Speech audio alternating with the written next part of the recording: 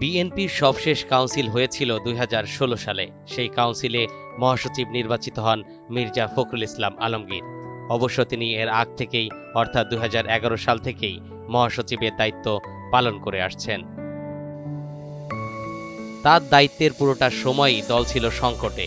একদিকে বিএনপির প্রয়াত চেয়ারপারসন খালেদা জিয়া কারাগারে, অন্যদিকে ভারপ্রাপ্ত চেয়ারম্যান তারেক রহমান লন্ডনে।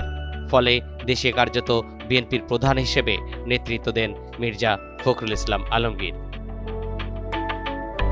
বার্ধক্যজনিত নানা সমস্যার মধ্যেও তাকে বারবার কারাগারে যেতে হয়েছে, পড়তে হয়েছে সরকার দলের নানা চাপের মুখে।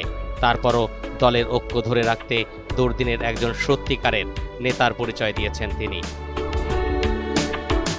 দলের চরম দুর্দিনে দলকে নেতৃত্ব দিয়েছেন প্রবীণ এই নেতা। প্রায় ২ দশক পর দল এবার ক্ষমতায় এসেছে। মির্জা ফখরুল ইসলাম আলমগীর হয়েছেন স্থানীয় সরকার, পল্লী উন্নয়ন ও সমবায় মন্ত্রী।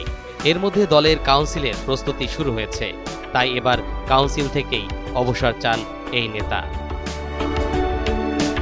একটি বেসরকারি টেলিভিশনকে দেওয়া সাক্ষাৎকারে ফখরুল রাজনীতি থেকে অবসরের ইঙ্গিত দেন। তিনি বলেন, আমি খুবই ক্লান্ত, আগামী কাউন্সিল পর্যন্ত থাকতে হচ্ছে। কাউন্সিলের পর অবসর নিতে চাই। আমার অনেক বয়স হয়ে গেছে, অসুস্থ হয়ে যাচ্ছে। মির্জা ফখরুল পরবর্তী মহাসচিব কে হবেন সেটি নিয়ে জোর আলোচনা চলছে। সেই আলোচনায় আছেন বেশ কয়েকজন নেতা। এর মধ্যে সবচেয়ে বেশি আলোচিত নাম স্বরাষ্ট্রমন্ত্রী সালাউদ্দিন আহমেদ। আছে সিনিয়র যুগ্ম মহাসচিব রুহুল কবির রিজভীর নামও।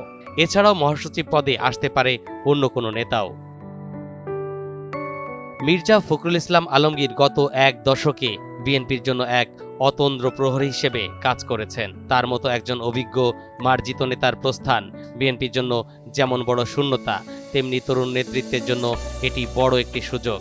আগামী কাউন্সিলে কে হচ্ছেন বিএনপির পরবর্তী কাণ্ডারি, তা নিয়ে এখন থেকেই রাজনৈতিক অঙ্গনে শুরু হয়েছে চুলচেরা বিশ্লেষণ।